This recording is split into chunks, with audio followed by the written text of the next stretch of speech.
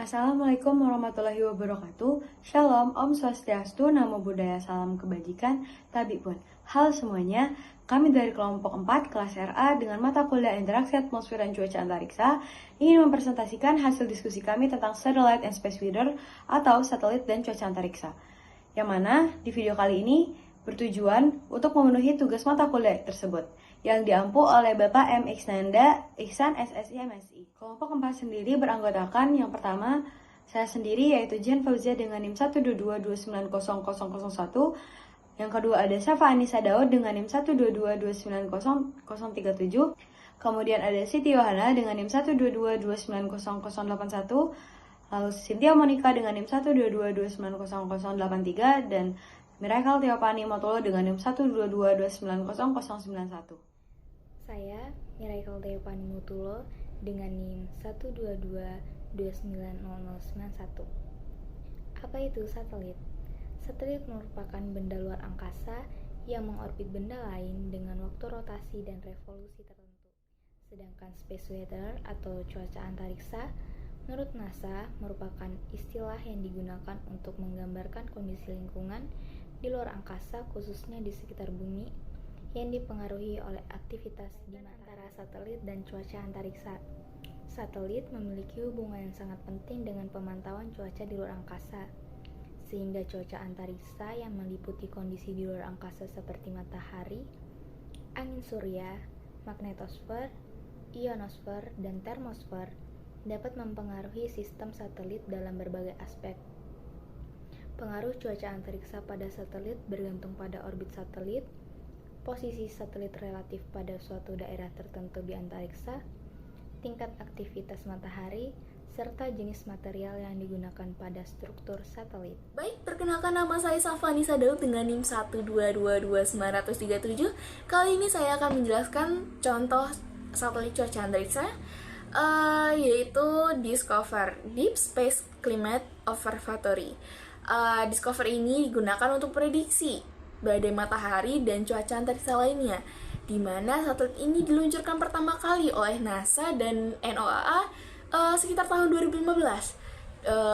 Dan pada video di samping dapat kita lihat bahwa satelit ini mengorbit matahari pada jarak 1,5 juta kilometer dan mengamati angin matahari, medan magnet, dan partikel bermuatan lainnya. Dan data dari Discover ini digunakan untuk prediksi badai matahari dan gangguan cuaca antariksa lainnya yang dapat dipengaruhi infrastruktur bumi. Terima kasih. Baik, perkenalkan nama saya Safa Anissa Daud dengan Siti Yohan Surtalia Luban Toping dengan NIM 122900081. Satelit yang kedua adalah satelit Themis. Satelit Themis mengorbit bumi dalam formasi magnetosfer dan mengukur medan magnet, plasma, dan partikel bermuatan lainnya. Themis digunakan untuk mempelajari substorm yang merupakan peristiwa energi tinggi di magnetosfer yang dapat menyebabkan gangguan cuaca antariksa. Perkenalkan, nama saya Siti Yohan Surtalia Luban Toping dengan NIM 122900081. Satelit yang kedua adalah satelit Themis. Satelit Themis mengorbit bumi dalam formasi magnetosfer dan mengukur medan magnet, plasma, dan partikel bermuatan lainnya.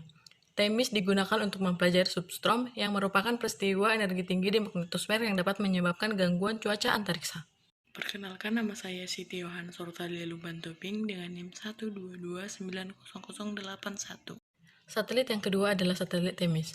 Satelit Themis mengorbit bumi dalam formasi magnetosfer dan mengukur medan magnet, plasma, dan partikel bermuatan lainnya.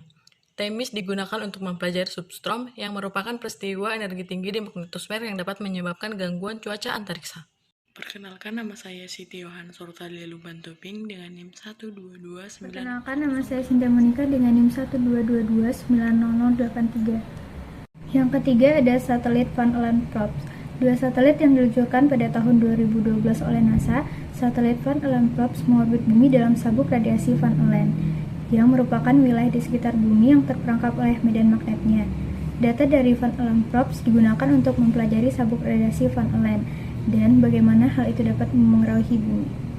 Pergerakan dari satelit Van Allen Probes yaitu satelit bergerak dengan kecepatan yang bervariasi sesuai dengan posisi di orbit elips, dan karena kedua satelit diluncurkan dalam orbit yang sedikit berbeda, mereka dapat membuat pengukuran simultan di lokasi yang berbeda dalam sabuk radiasi.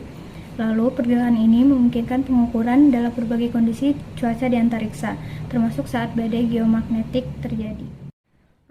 Izin memperkenalkan diri, nama saya Jihan Fauzia dengan NIM 122290001 ingin menjelaskan tentang kira-kira kenapa sih kita harus memahami tentang satelit dan cuaca antariksa. Ternyata, memahami tentang satelit dan cuaca antariksa itu sangat penting loh, karena mereka memiliki dampak yang luar biasa pada kehidupan di bumi ini. Seperti satelit, memainkan peran kunci dalam berbagai aspek kehidupan seperti komunikasi, navigasi, penginderaan jarak jauh, serta membantu memahami tentang cuaca dan iklim. Kemudian, cuaca antariksa sendiri, seperti contohnya itu adalah badai matahari, dapat berdampak pada kesehatan manusia dan teknologi, serta memiliki implikasi pada ekonomi dan teknologi. Oleh karena itu, memahami satelit dan cuaca antariksa sangat relevan untuk meningkatkan kesadaran dan kemampuan manusia dalam menghadapi tantangan global dan pemanfaatan teknologi untuk kepentingan umat manusia. Presentasi dari hasil diskusi kami tentang satelit dan cuaca antariksa. Terima kasih. Assalamualaikum warahmatullahi wabarakatuh.